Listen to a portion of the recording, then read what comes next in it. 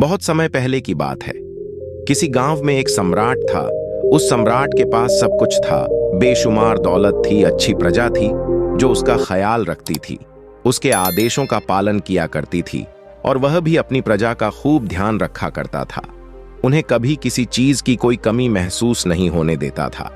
कहने को तो उस सम्राट के पास सब कुछ था, किसी चीज की कोई कमी नहीं थी, लेकिन उसका मन कभी किसी एक काम पर नहीं टिक पाता था। वह जब भी किसी भी चीज को करने का प्रयास करता तो उसका ध्यान कहीं भटक जाता। इस चीज को लेकर वह बहुत चिंतित रहता था। कई बार वह अपने बगल के राज्य के राजाओं से भी मिला था और सभी ने उसे अलग अलग राय दी थी। सभी ने उसे अलग अलग तरीके बताए थे। जो भी तरीके उस सम्राट ने सुने थे, उन तरीकों को अपने जीवन में उतारा, लेकिन उन उपायों से उसे कोई लाभ न मिला, जिसके कारण वह हमेशा चिंतित रहता, परेशान रहता। कई बार तो रातों को उसे नींद भी नहीं आती और वह केवल करवटें बदलता रहता। एक दिन सम्राट के कानों तक एक बात पहुंची कि उसके राज्य में एक ऐसा असाधारण व्यक्ति है जिसके शब्द अनमोल है, जिसके एक एक शब्द में जीवन का रहस्य छुपा है, जीवन का सत्य छुपा है। और उस व्यक्ति से मिलने के लिए लोग दूर दूर से आते हैं, क्योंकि हर व्यक्ति की समस्या का समाधान वह बहुत ही सरलता और आसानी से करता है। यह बात सुनकर सम्राट बहुत प्रसन्न हुआ। उसे लगा कि अब उसके सवालों का जवाब उसे मिल जाएगा। इतनी तारीफ सुनकर सम्राट ने यह तय किया कि वह तुरंत ही जाकर उस व्यक्ति से मिलेंगे और उसे यह भी पता चल जाएगा कि जो लोग उनकी इतनी तारीफ कर रहे हैं, क्या वह सच है या नहीं। अगले दिन सुबह सुबह वह सम्राट उस व्यक्ति से मिलने के लिए निकल गया। रास्ता कुछ ज्यादा ही लंबा था, जिस कारण सम्राट ने बीच रास्ते में आराम किया। वहां पर उपस्थित हर कोई उस व्यक्ति के बारे में जानता था। जब सम्राट ने उनसे उस व्यक्ति के बारे में पूछा तो वे लोग उस असाधारण व्यक्ति की खूब तारीफ कर रहे थे। तभी सम्राट ने सोचा कि लगता है यह व्यक्ति बहुत बुद्धिमान है, बहुत ज्ञानी होगा और प्रभावशाली व्यक्ति होगा, अन्यथा हर कोई उसकी इतनी तारीफ नहीं करता। जरूर ही उस व्यक्ति में ऐसी कोई बात अवश्य है जिसके कारण हर कोई उन्हें जानता है और उनकी तारीफ कर रहा है। उस व्यक्ति की तारीफ सुनकर सम्राट के मन में उस व्यक्ति से मिलने की उत्सुकता और अधिक हो गई। अब वह सम्राट जल्द से जल्द उस व्यक्ति से मिलना चाहता था, जिसके कारण वह आगे का सफर तय करना शुरू कर देता है।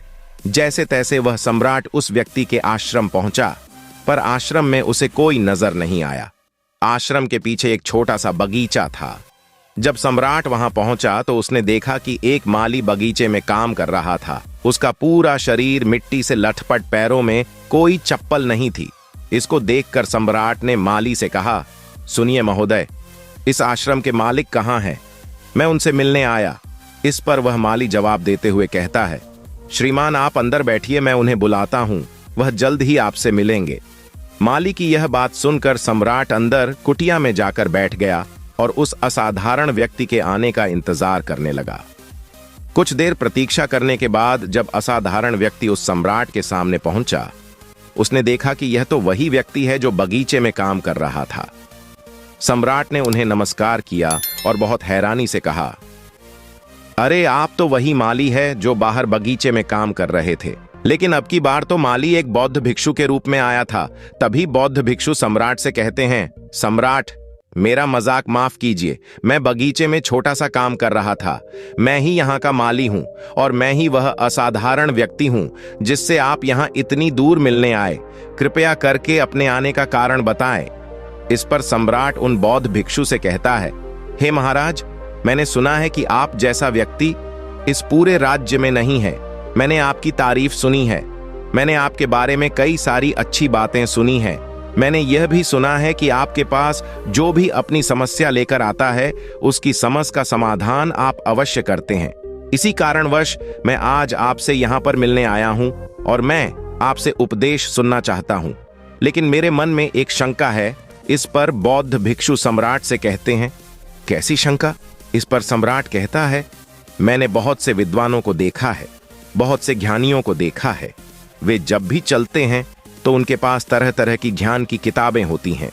उनके पास ऐसा कोई ना कोई संकेत जरूर नजर आता है जिससे यह पता चल सकता है कि वे लोग ज्ञानी हैं।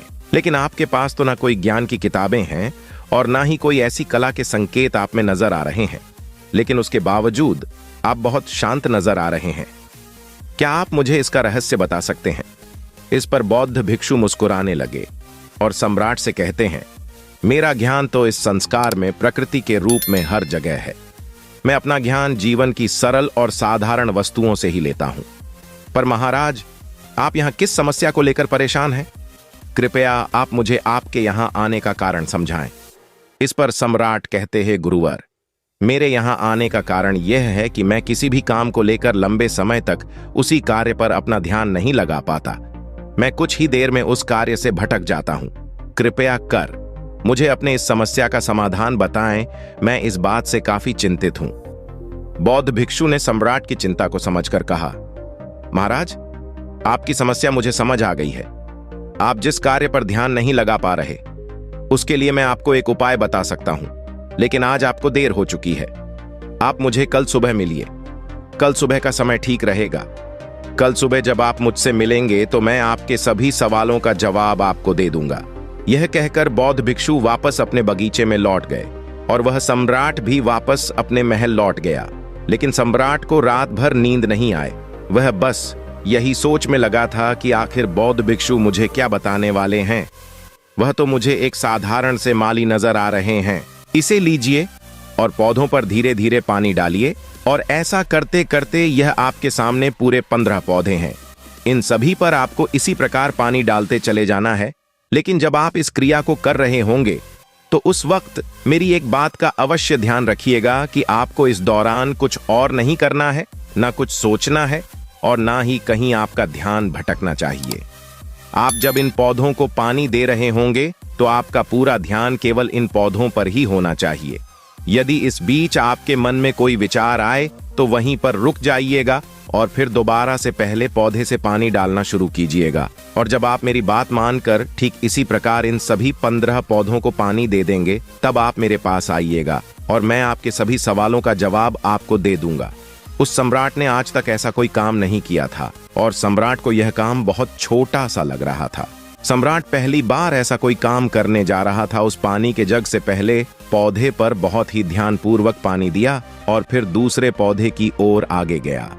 दूसरे पौधे पर भी उसने ध्यानपूर्वक पानी दिया। फिर उसने तीसरे पौधे पर पानी देना शुरू किया ही था कि उसके मन में तरह तरह के विचार उत्पन्न होने लगे। उसे अपने महल का बगीचा याद आने लगा, जहां पर तरह तरह के फूल थे, तरह तरह के पौधे लगे हुए थे। तभी अचानक उस सम्राट को उन बौद्ध भिक्षु की बात याद आ गई। यदि मन में कोई भी विचार उत्पन्न हो तो उसे फिर से पहले पौधे से पानी देना शुरू करना होगा। तुरंत ही पहले पौधे के पास वापस पहुंचा और उसने फिर से पहले पौधे को पानी दिया। दूसरे पौधे को उसने फिर से ध्यानपूर्वक पानी दिया। जैसे ही वह तीसरे पौधे पर पहुंचा, उसके मन में फिर से कई तरह के विचार उत्पन्न होने। अब की बार यह सोच रहा था, पता नहीं मेरे बिना मेरे साम्राज्य में क्या हो रहा होगा। और अब की बार सम्राट को बहुत क्रोध आने लगा। उसने सोचा कि आखिर में यह छोटा सा कार्य क्यों नहीं कर पा रहा हूं। वह तुरंत ही फिर से पहले पौधे के पास पहुंचा। उसने अब की बार बहुत ध्यानपूर्वक पहले पौधे को पानी दिया, दूसरे पौधे को भी ध्यानपूर्वक पानी दिया। ऐसे करते करते अब की बार सम्राट करीबन 5 पौधों में बहुत ही ध्यान पानी दे चुका था। लेकिन अब की बार जैसे ही उसने छठे पौधे पर पानी देना शुरू किया, उस पानी को देखकर सम्राट के मन में नदी के विचार उत्पन्न होने लगे और सम्राट अब बहुत परेशान हो चुका था। जितनी बार वह पौधों को पानी देने का प्रयास करता है, हर बार वह असफल हो जाता। उसका मन उतना ही ज्यादा व्याकुल होता जाता और वह खुद पर क्रोधित हो जाता है। सम्राट यह बात बहुत अच्छी तरह से जानता था कि वह भिक्षु उसकी परीक्षा ले रहे हैं। वह बहुत बुद्धिमान था, जरूरी समझा। सम्राट जितनी बार भी कोशिश करता है, हर बार वह असफल हो जाता। उसका मन उतना ही ज्यादा व्याकुल होता जाता है। हमेशा खुद को किसी ना किसी विचार में उलझा हुआ पाता। ऐसे ही करते करते सुबह से शाम का वक्त हो चुका था, लेकिन अब तक वह सम्राट पूरे 15 पौधों में पानी नहीं दे पाया था। जब बौद्ध भिक्षु लौटकर शाम को वापस आश्रम लौटे तो उन्होंने देखा कि वह सम्राट थक हार कर बैठा हुआ है और तरह तरह की बातों में उलझा हुआ है।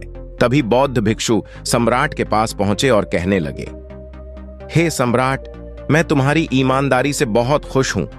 तुमने अपने कार्य को पूरे मन और लगन के साथ करने का पूरा प्रयास किया, इसलिए जो बात मैं तुम्हें बताने जा रहा हूं उसे बहुत ही ध्यान पूर्वक सुनना और समझने का प्रयास करना। जब हमारा मन विचारों से खाली हो जाता है तब उसमें मन का असली स्वरूप नजर आता है। तब साधारण से साधारण सा काम भी हमें ज्ञान और शांति देता है। इस पर सम्राट उन बौद्ध भिक्षु से कहता है, हे महाराज, पर यह कैसे संभव है? मैं तो जब भी कोई कार्य करता हूं तो मन में कई तरह के विचार उत्पन्न होते हैं और मैं उन विचारों में फंस कर रह जाता हूं और वहां से बाहर निकलने का कोई रास्ता मुझे नजर नहीं आता। तभी बौद्ध भिक्षु मुस्कुराने लगे और सम्राट से कहते हैं, हे सम्राट, तुम पौधों में पानी नहीं डाल रहे थे। तुम तो जल्दी जल्दी अपने इस कार्य को बस खत्म करना चाहते थे। तुम्हारे मन में तो यह विचार उत्पन्न हो रहा था कि तुम जल्दी से जल्दी इन 15 पौधों में पानी दे दो और उसके बाद तुम मुझसे मिल सको, मुझसे अपने प्रश्नों का उत्तर जान सको। किसी कारणवश यह कार्य तुम्हें बोझ सा प्रतीत हो रहा था, मानो मैंने तुम्हारे कंधों पर एक बोझ रख दिया हो, और यही कारण है कि तुम अपने आप को इस पल में रोक नहीं पाए। जब हमारे सामने रखा हुआ कार्य बोझ लगता है तो हम उसे बस जैसे तैसे खत्म करना चाहते हैं और उस काम को करते समय हम अपना पूरा ध्यान उस कार्य पर नहीं दे पाते। किंतु अगर तुम इस पल के महत्व को समझ पाते, इसके महत्व को महत्व दे पाते और केवल पौधों और पानी पर ध्यान देते, तो तुम्हें कोई भी विचार परेशान नहीं कर पाते। इस पर सम्राट कहता है, हे महाराज, मुझे आपकी यह बात समझ में आ रही है कि मैं जल्दी जल्दी इस कार्य को खत्म करके आपसे मिलना चाहता था, जिस कारण मेरा मन इस कार्य में पूरी तरह से नहीं लग सका। लेकिन यह एक पल है जो हम जी रहे हैं, उस पल में रहना बहुत कठिन है। क्या मुझे इसके लिए कोई तपस्या या तप करना होगा? इस पर बौद्ध भिक्षु एक बार फिर मुस्कुराने लगे और सम्राट से कहते हैं, जिस शांत मन की तलाश तुम कर रहे हो, वह शांत मन तो पहले से ही मौजूद है, वह तो पहले से ही तुम्हारे भीतर है। इसके लिए तुम्हें कहीं भी जाने की कोई आवश्यकता नहीं है और ना ही तुम्हें कहीं शांत जगह जाने की आवश्यकता है। इसके लिए कुछ जरूरी है तो वह है अपनी सांसों पर ध्यान देना। इसलिए अपनी सांसों पर ध्यान देना सीखो। हम किस तरह से सांसें ले रहे हैं और किस तरह से त्याग रहे हैं, इस बात को देखने और समझने का प्रयास करें। तब तुम्हें यह समझ में आ जाएगा कि तुम्हारा शांत मन तो तुम्हारी सांसों के साथ ही बना हुआ है। उसके बाद तुम चाहो तो कोई भी कार्य करते वक्त भी अपनी सांसों पर ध्यान दे सकते हो। जब तुम कहीं चल रहे हो, कोई ऐसा कार्य कर रहे हो, तो तुम्हें अपनी सांसों पर ध्यान देना चाहिए। या कोई भी ऐसी क्रिया जो तुम्हें वर्तमान से बांधे रखें। इसका एक और तरीका है, 2-4 मिनट अपने आसपास की प्रकृति पर गौर करो। देखो कि क्या चल रहा है तुम्हारे आसपास। इससे तुम वर्तमान में आ जाओगे। फिर तुम अब कार्य को जल्दी जल्दी बस यूं ही खत्म नहीं करके उसे पूरे मन से करने का प्रयास करो, जिससे तुम्हारा मन एकाग्र होगा। और जब तुम्हारा मन एकाग्र होगा तो तुम चाहे कोई भी कार्य क्यों ना करो, फिर चाहे वह छोटा हो या बड़ा, तुम्हारा मन उसमें पूरी तरह से विलीन हो जाएगा और वह कार्य ही तुम्हें शांति और ज्ञान भी प्रदान करेगा। ऐसे समय पर हमारे मन में किसी प्रकार के कोई विचार उत्पन्न नहीं हो पाते और जब हम ऐसा करते हैं, कर्ता और कर्म एक हो जाते हैं और हमारे भीतर की जो शांति है वह प्रकट होने लगती है। हम उसमें मग्न हो जाते हैं। इसे तुम चाहे तो आनंद कह सकते हो या फिर वर्तमान में जीना कह सकते हो, और यह अवस्था सरलता से प्राप्त भी कर सकते हो। बस तुम्हें केवल अभ्यास करना होगा।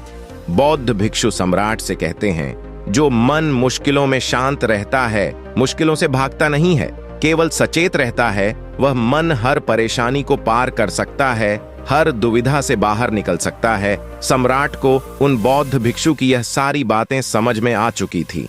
उसने उन बौद्ध भिक्षु को प्रणाम किया और वहां से वापस वह अपने राजमहल लौट आया। उसने अपनी सांसों पर ध्यान देना शुरू किया और धीरे धीरे इस निरंतर अभ्यास के कारण वह अपने हर कार्य को ध्यान और मन लगाकर किया करता था, जिससे उसे असीम शांति मिलती थी और वह छोटे छोटे कार्यों से भी ज्ञान प्राप्त कर लेता था। इसलिए दोस्तों, कभी किसी कार्य को बोझ मानकर मत कीजिए, क्योंकि यदि आप उसे बोझ मानेंगे तो जल्दी उसे आप अपने ऊपर से उतारने का प्रयास करेंगे, अर्थात उसे जल्दी जल्दी खत्म करने का प्रयास करेंगे। लेकिन इस प्रयास के दौरान आप जो भी कार्य करेंगे वह पूरे मन और लगन से नहीं हो पाएगा, और ऐसे में आप उस कार्य को जो अंजाम देना चाहते हैं, हो सकता है कि आप उसे अंजाम भी ना दे सके, और इसी कारणवश आपके मन में तनाव भी पैदा हो जाता है। हम चिंतित रहने लगते हैं, परेशान रहने लगते हैं, क्योंकि जो अंजाम हम उस कार्य को देना चाहते थे, अंजाम हम उस कार्य को ना दे सके। और हम में से अधिकांश लोग यही गलतियां करते हैं। जब उन्हें कोई कार्य सौंपा जाता है तो वह उस कार्य को करने का प्रयास तो करते हैं, लेकिन वह चाहते हैं कि वह कार्य कितनी जल्दी खत्म हो जाए, और वह उस कार्य को करते वक्त अपने आप को वहां नहीं रख पाते, बल्कि उनका मन तो कहीं और ही भटकता रहता है, जिससे हमारा मन हम पर हावी होने लगता है, हमें तरह तरह के विचार दिखाता है, और हम उन विचारों में डूबते चले जाते हैं, हम उन विचारों में फंसते चले जाते हैं, और फिर वहां से हमें निकलने का कोई रास्ता नजर नहीं आता, जिससे हमारे मन में तनाव पैदा होने लगता है। हम बहुत परेशान रहने लगते हैं, हम चाहकर भी किसी कार्य को नहीं कर पाते, और जो कार्य हमें वर्तमान की ओर ले जा सकता था, उस दरवाजे को हम खुद ही बंद कर देते हैं, क्योंकि वह कार्य हमें बोझ लगने लगता है। इसलिए जब भी आप कोई कार्य शुरू करना चाहते हैं, तो उससे पहले अपना पूरा ध्यान अपनी सांसों पर केंद्रित करें, और फिर आप चाहे तो अपने काम के दौरान भी अपनी सांसों पर अपना ध्यान लगाए रख सकते हैं, और यही सांस का जो ध्यान है, ये आपके काम के ध्यान में परिवर्तित हो जाएगा, और इस कार्य में जो भी कठिनाइयां उत्पन्न हो रही हैं, उसे आप पल भर में सुलझा देंगे। फिर चाहे कैसी भी विपरीत परिस्थितियां आपके सामने क्यों ना आ जाएं, आप उस कार्य को पूरे मन और लगन के साथ पूरा करके ही रहेंगे। दोस्तों, आज की यह कहानी आपको कैसी लगी, और इस कहानी से आपको और क्या सीखने को मिला? कृपया यह भी हमें कमेंट करके बताएं। साथ ही अगर आपको ये कहानी पसंद आई और ये आपके लिए उपयोगी लगी, तो इसे अपने दोस्तों के साथ जरूर शेयर करें।